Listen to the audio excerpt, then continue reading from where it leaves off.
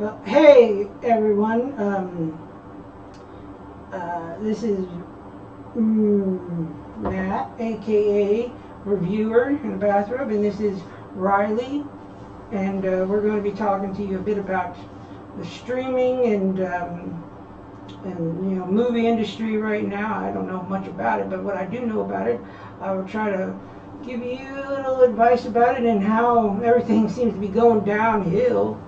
Willow, for one thing, right here, as you can tell, that who asked really for a Willow TV series? I mean, how many years in between was it between the movie and the actual the series, which the movie was great, I thought. I've never seen it. You've never seen Willow? There's a lot of movies I haven't seen. Obviously, man. That was but the television show, I couldn't get past the second episode. It was just so it got so woke. And I was just like, I couldn't stomach it? No, I couldn't stomach it. I mean, like, it wasn't, but they canceled that a while back ago and saying, oh,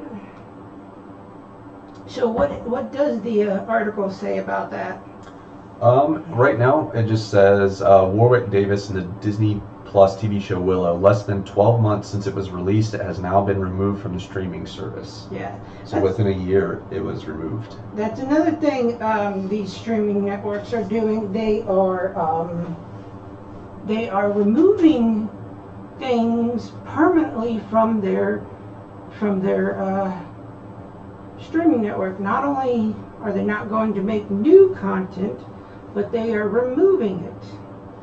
So it sounds like the big promise that was made is that you will have tons and tons of content at your fingertips, but now I'm just learning about this kind of since Matt brought it up, but now it seems like the promises that they made of having this content is no longer there.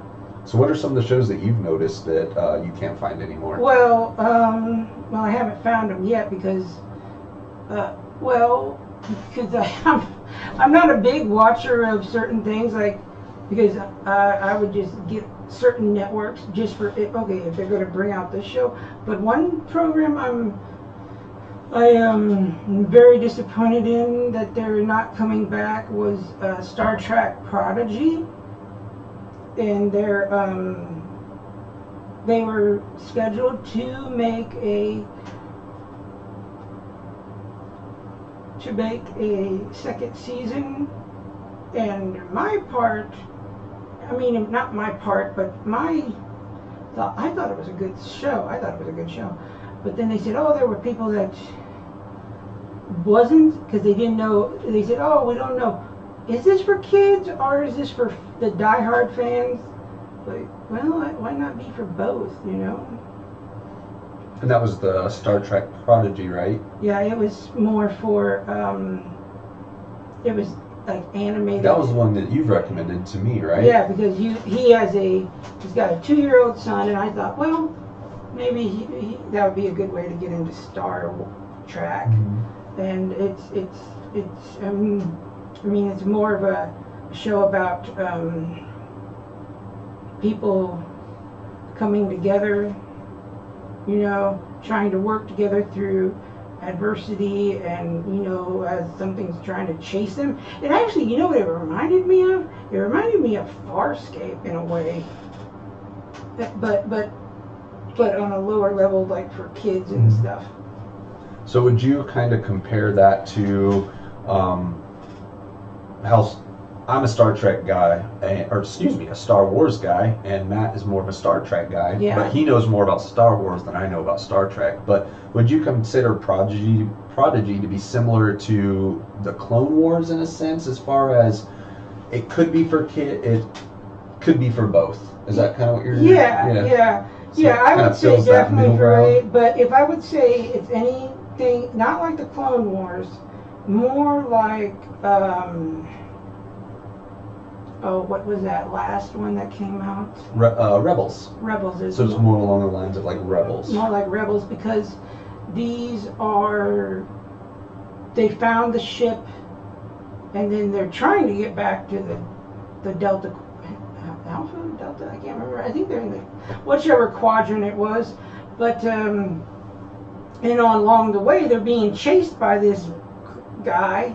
Mhm. And then you find out more about that story. So to me, I relate that to Far Escape as well. So I would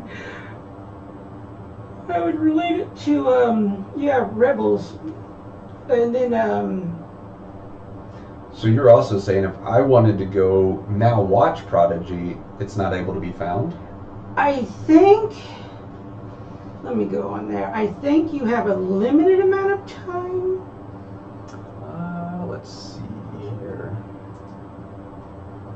That's the wrong. That's wrong. Yeah, like I said, this is something that I'm just now learning about, because with having a 2-year-old, I'm very limited in what we typically watch. We don't watch a lot of TV.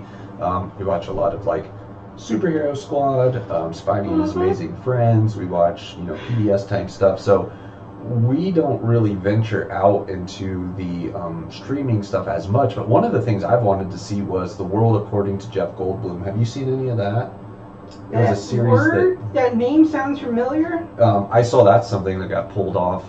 That was something that Disney Plus had, was The World According to Jeff Goldblum, and that's something I wanted to see. But oh, now I know who you're talking about. Jeff Goldblum, the guy who was in Jurassic Park, and Ian Malcolm. Yeah, Yep. and Yeah, I know what you're talking about. I haven't seen that either. I haven't. But they're like, well, okay. The big reason they are taking all these things off is like they're doing it to tell their investors that they're saving all this money. You could give them a bit of more in brief than that. Yeah, so one of the things here is that we discovered is that it sounds like they're starting to really run into issues with people keeping their interest with the streaming services. So the highlighted area shows that Disney streaming service has lost about 1.05 billion, and then Warner Brothers, which owns HBO Max, seems to have lost 217 million in streaming services or streaming losses. Mhm. So it sounds like the idea, if you scroll up here, is that they can report that they're having a loss in profit, and then so they get to write it off as a tax write-off. Which I don't understand that at all. So your big thing was, why not make better content? Yeah. Make better content that people want to see, so they stop having these losses, instead of it. To me, it seems like it's the quantity versus quality aspect. Yes. Or are they deliberately doing this to get the tax write-off? Which I don't understand. I don't understand that anyways. How do industries get this tax write-off? Well, if your company has an overall net loss, it shows that your income wasn't as high. So you go from this tax bracket, which is, X amount of taxes, you get bumped to a lower level, and then therefore you're going to owe less in taxes. So because they're reporting such losses, they just don't owe as much in taxes, which taxes are a conversation for another time for this me. This guy definitely knows what doing the taxes for his groups. They just report that they lose money, bumps them down in a tax bracket from my understanding, and then therefore they're not required to pay as much. But really what they're doing that is because so they can tell their investors that they saved money. And everybody has been saying the same thing, because they can say, oh, we saved money by getting rid of this work. Because also, okay, this is another thing that I recently found out, and I never thought about this. Servers, you know what servers are. PC servers. All these things, all these shows are saved on servers, and then that's where you log in there, and then that's where they come pull it from when you want to watch it. And I guess these streaming platforms have to pay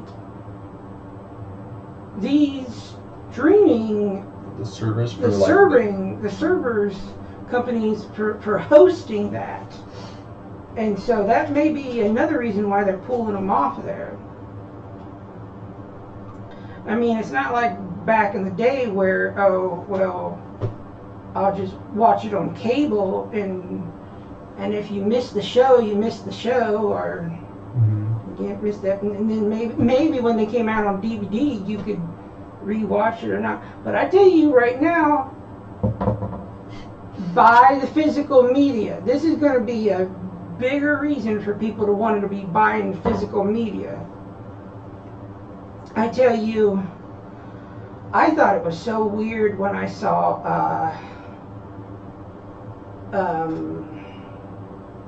Avatar: Way of Water on HBO, no, on Max, and then also on Disney Plus at the same time. What was that? Avatar: The Way of Water. I thought it was so weird that it was on Max and Disney Plus at the same time. So it was shared between the two. I don't know. They're not sharing it because they would have to. Sure. They would have to pay Disney for the rights to be able to stream that, and to be able to stream it with your service. So I don't know what they're charging, you know. But other companies that would be like, they would want an extra fee to watch it, like on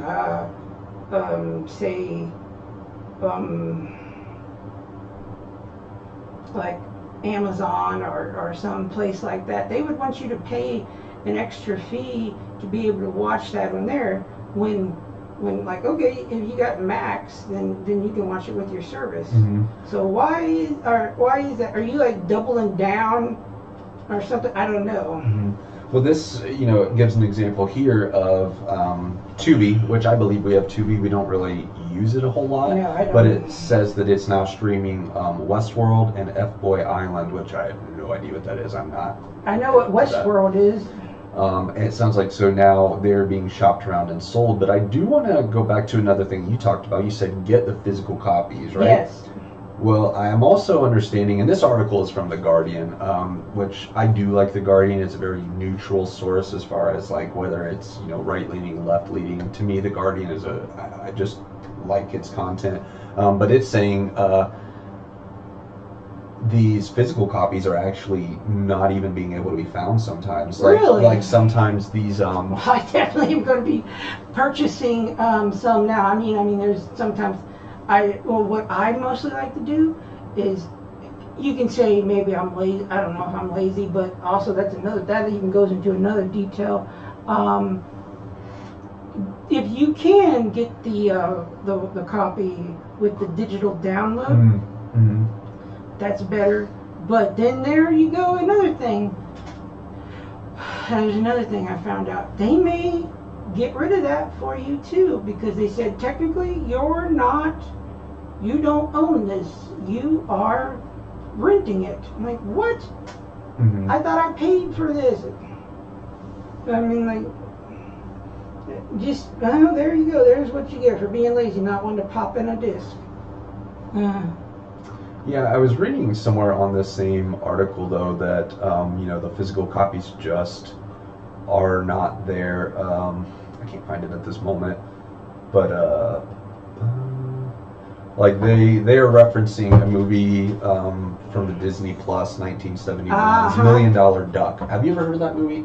It sounds familiar. But the author of this is basically saying he's not going to be convinced that this movie that Disney Plus said existed actually exists until he sees a physical copy of it. And then he closes the article with, by 2045, we're all going to be back browsing in a new Blockbuster store looking for these titles. See, here's the thing. I don't know if I can find out something about this, but if I can. Well, while you're looking, Blockbuster Revival. Ooh, that's interesting, because I know in our area and surrounding areas, Blockbuster Revival. I know in our areas, Yes. yeah, that one says it's from Market Watch. I don't know. CBS News might be a good source there, but the Family Video, which used to be a massive Oh. chain, is drying up. Like our local Family Video closed because the streaming services were becoming so popular. So we're seeing the pendulum swing. I It seems to loved be back in Family. I loved Family Video, and here's the thing about what I did not realize until I watched the third season of Stranger Things, that Family Video is older than Blockbuster. Really? Yeah, by a lot. What's odd is I felt like Blockbuster was the, I don't know, the rental movie, the rental, I don't know what I'm saying. Basically Blockbuster was much more popular than Family Video Yeah. when I was younger until they started closing down, and then it seemed like Family Video became more prominent. See, that's the same thing that I thought too, because I'm like, this thing just popped up over nowhere. I'm like, where is this? And then I'm like, oh, it's been around for a lot longer than actually the last Blockbuster is in Ohio. Really, I was going to say, I wonder is that the last one open? No kidding. I was going to say maybe it's due to our location in the middle of nowhere, Ohio, which is why we maybe haven't seen some of these Blockbusters and things like that. Well, the Family Video, we're in the middle of. This one says Blockbuster Last Stand, last video rental store still open in Bend, Oregon. So I thought maybe it the was Ohio one closed. Maybe it did. I thought it was in Ohio. I will pull it up. I'll look really quick here But too. no, this said like. I thought there was something about Netflix and Blockbuster coming together. There was a time that Netflix and Blockbuster were going to go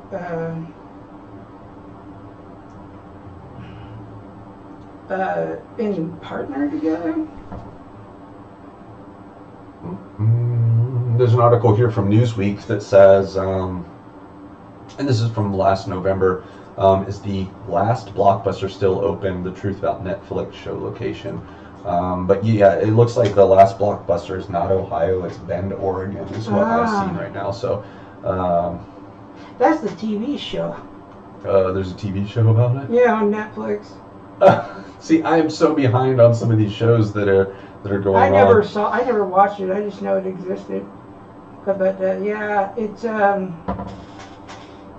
says the first Blockbuster store opened in October 19th in 1985 in Dallas, and then the chain expanded nationally and internationally up to the early 2000s. At its peak, there were 9,094 Blockbuster stores.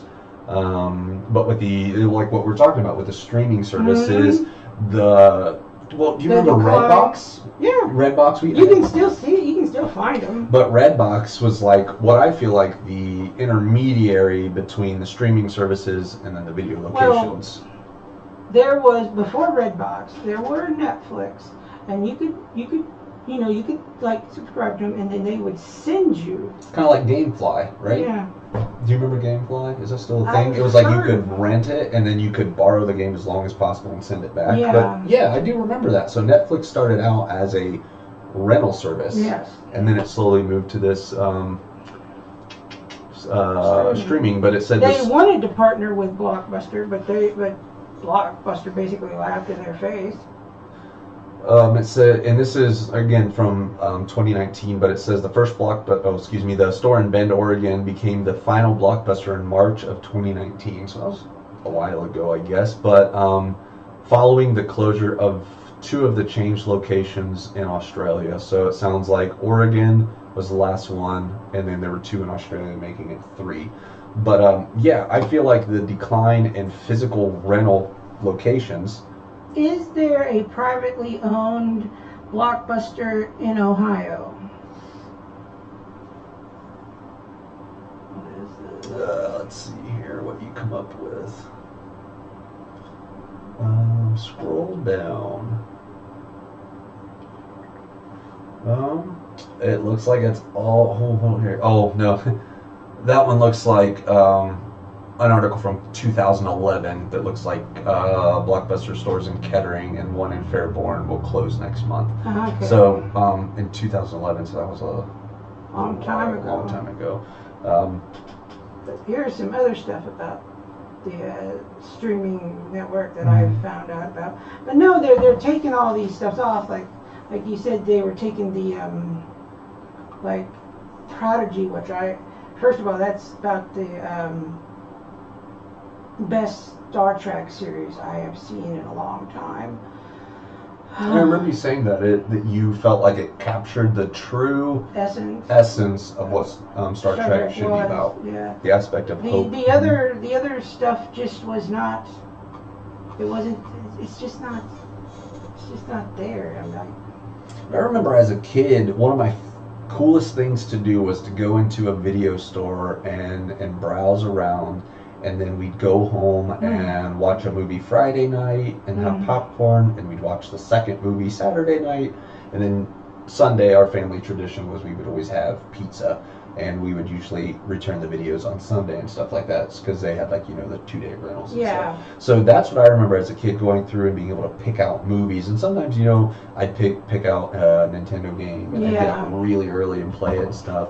But that was a lot of fun, and then they just kind of slowly started dropping off, and most of the family videos that I know of in our area actually have a pizza place that has inhabited part of it. So that's kind of interesting, is that one half was family video, and then they sectioned another half off and made a pizza place out of it. But the push to go streaming was great because there was so much going on, and then from what you're saying, it's just like stuff is just beginning to disappear. Yeah. But what's odd is the COVID world, the COVID time period changed a lot of stuff. You remember, and it still happens, but Disney Plus would basically put out a movie in theaters, and then it would give you the option to spend like $30 to watch it. Yeah, they did do that. They did do that. There was a big fiasco with Scarlett Johansson. I don't know if you remember that. Yeah, I remember you talking about it. Her. See, I didn't. This is another thing to me. I didn't know this until I found out about it. About actors getting some revenue of box office. I'm like, my God, you guys are getting paid enough, aren't you? But so she didn't like it that she wouldn't be getting any revenue from the, like putting it on Disney Plus. So. Yeah, because with Disney Plus, it becomes free at that point, and then no longer, buying, because I can't remember. Well, no, she bought it. I mean, until it became, until you didn't have to pay for it. You had to pay for it until it was free. Until it was with the subscription. Yeah, I guess, when I remember, one of the things I remember is we really wanted to see the new Mulan movie, and then we were like, we'll wait a couple months. Yeah. And we watched it, and we didn't have to pay at that point. So I don't know if that was kind of it. But it's kind of like with me used to be in a band and stuff like that, anytime your song was played somewhere, there was a small bit of royalties that were given to you. So if it was purchased through Apple Music, if it was purchased in a physical copy, if it was played on a radio station, each time your song was used, you got a fraction or a bit of the royalties. But then with stuff with like Netflix, I don't know how that works out with the contracts with them. This is a topic I'm just learning about as you brought it up today. So. Let me see here. Just gonna look up something else. How long is it before a video or movie becomes available on a streaming site? It's a CNN article. How long should movies be here? So, let's take a quick look here. Hollywood is trying to find out those ads and stuff. Although some studios have tried releasing films simultaneously in theaters and on streaming platforms, like we were talking about, like what I remember with Mulan, that model can undercut the millions or even billions of dollars a movie earns at the box office. It's unlikely studios will revert back to the pre-pandemic model of waiting multiple months before it goes onto the on-demand. Because I remember when I was a kid, when Jurassic Park came out, I wasn't allowed to see it in theaters because I was really little. My parents wanted to watch it first. And then they were like, "Oh, yeah, I think you could watch it." And I felt like you had to wait a year before it came out on VHS. It felt like that, but now it's like 4 to 6 months, really. 4 to 6 weeks, even. I feel like. Well, yeah. Well, like, okay. Think of the last Shazam movie. Which I thought it was going to do. I thought it was going to do well. I thought, oh, this looks good. I'm glad I waited to see it on, like the streaming platform. They're talking about on here, they're using an example from Mission Impossible 7 and A Quiet Place Part 2. They said that that started streaming on Paramount Plus 30 to 45 days after being released in theaters. So you're looking at a month to a month and a half before. And they're saying 45 days, give or take, is about the sweet spot that... ads just keep popping up all over here. 45 days, give or take, is a perfect theatrical window for the modern era. Gives enough time for the movie to play in theaters, but builds enough prestige to where people start talking about it and stuff like that. And then the more people will find out about it, and then they're going to have to that opportunity to watch it within a reasonable amount of time. So, and then it says, for example, 2019's Joker with Joaquin Phoenix. Yes. Made roughly $316 million in the first 6 weeks, and only slightly more, a total of $335 million after 22 weeks. So basically, they're seeing within 6 weeks, the majority of the box office is, when a movie comes out, you're going to watch it. The fans who are into it are going to watch it right away, regardless. Yeah. That's kind of like me with Star Wars films. Typically, do you ever, when a Star Wars film comes out, but do you ever go into not try to dive in too much of it before it comes out?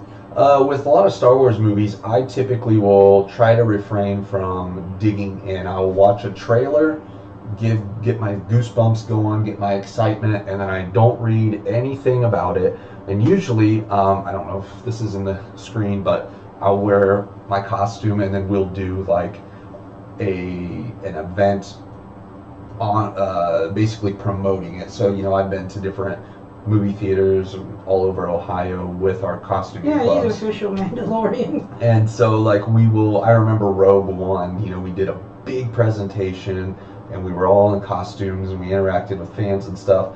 And then right after our presentation, we went and watched the movie. And so it was cool because you're there with fans that are diehard fans, and that's kind of what happens. It's like within the first couple weeks, those who are going to see it are going to see it, and then you have the people who are like, let's watch a movie. What's on? We'll watch this one. Yeah. So they're saying within the first 6 weeks, a majority of those funds are made. So waiting 6 weeks and then going into the streaming seems to be reasonable. It only looks like about, we'll say 19 million more. So 316 were made, and then 6 to 22 weeks was 19. But I know another thing is U.S. studios have been awesome. They've been trying to push things, to go overseas, but they only allow certain movies so many to go over there so many times. And also, they've been making a lot of movies, and they've been better. They've been better than what we've been making over here.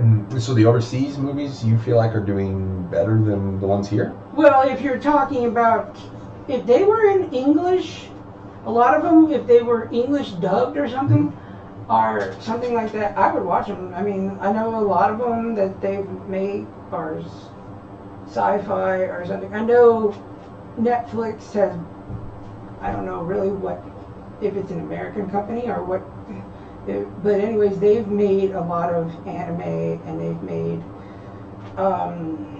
live action adaptions of, well, not adaptions, but Japanese films, and I think they're just as on par with American films, if not better.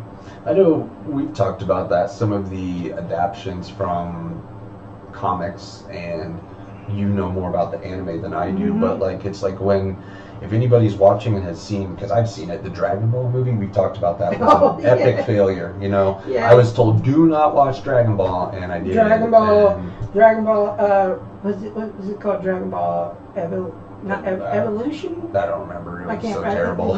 It was terrible. But you know, you and I recently have went and seen 2 different movies in theaters. We saw Rise of the Beasts, which I thought was good for what it was. Yeah.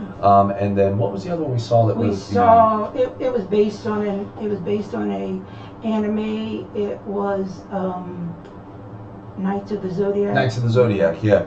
But one of the things that I want to mention is that the movie experiences pre-COVID were awesome. You know, you got all the works, all the fixings. They were crowded. They were exciting. You know, we had the giant free refill popcorns. Yes, the food selections were good. But both times we've went to these movies and we've asked, you know, oh, do you have X? Do you have Y? You know, do you have not popcorn, but hot dogs and stuff? They've really limited what they have in theaters around here for us anyway. So I feel like, well, I even think, you know, are you talking about the next town over? Or are you even talking about the like Huber Heights too? Yeah, like when we went down to watch Knights of the Zodiac, that was at a big movie theater, and there was, I don't know how many are there, but it was a rave theater. Yeah. But it's just, they don't have as much. The movie theater experience is not what it was at one time, and I think that has to do with the streaming, you know, the streaming services and things like that. Well, I know I got another friend who says she doesn't really like going to she doesn't really like going to the theater anymore. She'd rather sit at home and, you know, stream it, or, you know, watch something.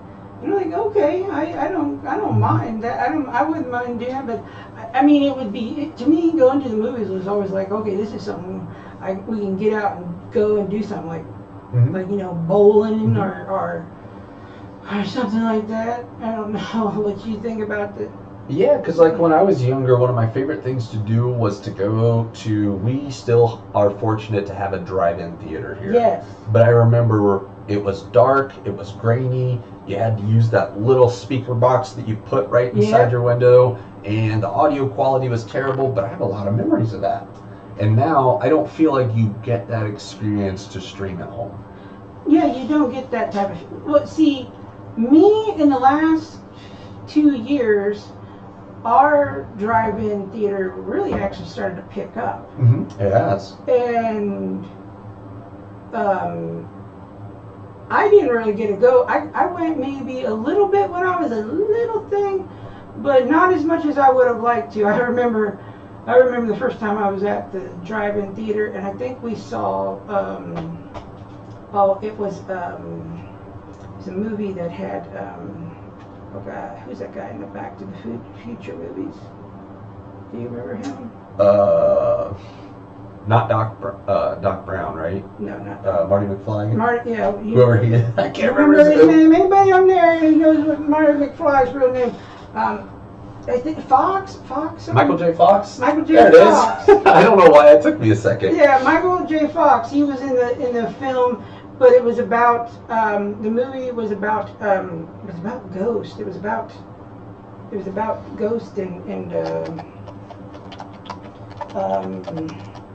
he could see them, but he was basically in Sixth Sense. No, not Sixth Sense. The Frighteners. The what? Was it called The Frighteners? I don't know. I mean, I remember on the. Does it have Whoopi Goldberg? No. Oh, all right, that's not it. All I can remember is it had Michael J. Fox in it. Right there, that's the one. The one with the skull. The Frighteners. Okay, well then it's The Frighteners in it. But it didn't have it didn't have Whoopi Goldberg. I might have just read something incorrectly, sorry. But it was directed by Peter Jackson. Oh. Which I should refer to him as Sir Peter Jackson. But he's a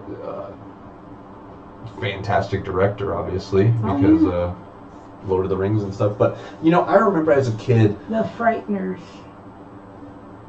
The Frighteners.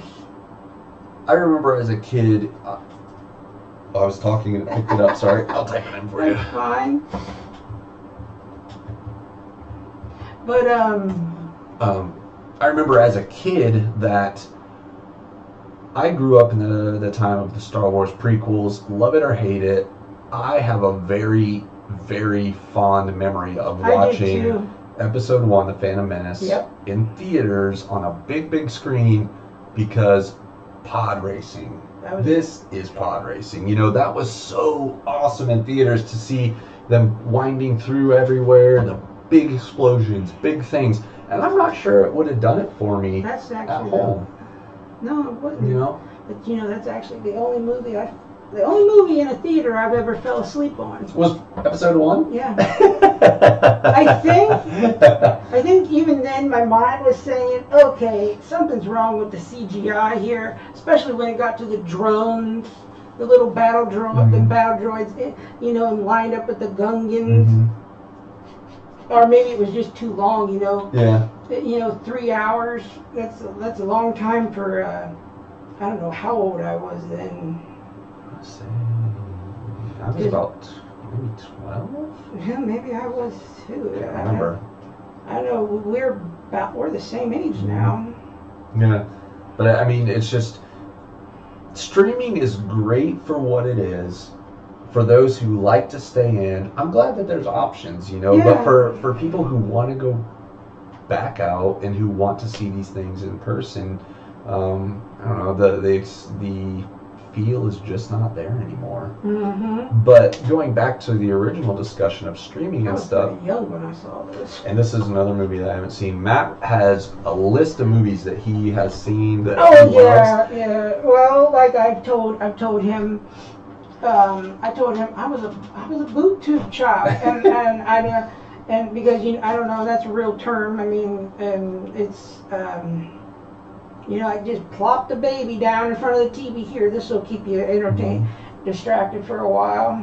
And I grew up in a home. We lived out in the country, and we had the Farmer 5 channel selection. We had Fox, NBC, ABC, CBS, and PBS. We had 5 channels. And so if I wanted to watch stuff anywhere, we went to the movies to rent it. We did get to go to the theaters and things like that. But I didn't grow up watching a ton of TV. And then as I just continued through life, as I got older, I lived on my own. I had to pick my priorities as far as what I was spending money on. So I didn't have cable growing up. I didn't have cable when I moved out. I had cable for like 2 years after I got married, but we did away with that because we just don't watch TV. I have a select few favorite movies that I just love, and I would really like to get into watching more, but a toddler kind of takes that time away from me. So Matt is truly more of the expert when it comes to this stuff. Well, also, I wish I could get better at it. I mean, if there was ever a way to make a I don't want to say career out of it, but which is somewhat what I'm doing here with, trying to up my YouTube channel. But I guess if you're still with us and you haven't hit like and subscribe, go ahead and do that. Yeah, if I could see the feed where it says if you're, because I usually could. There's a way to see if anybody's actually talking to us. Mm. There's a way to do that. I don't know how to do that.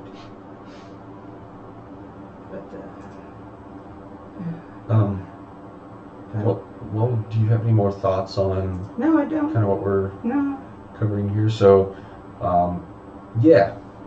shows we like, shows that you like are disappearing because of cutting costs. Mm-hmm. The physical copies are hard to find. Movie experiences just aren't what they used to be, and let's just get back to better content. Yeah, let's get back to sum it up.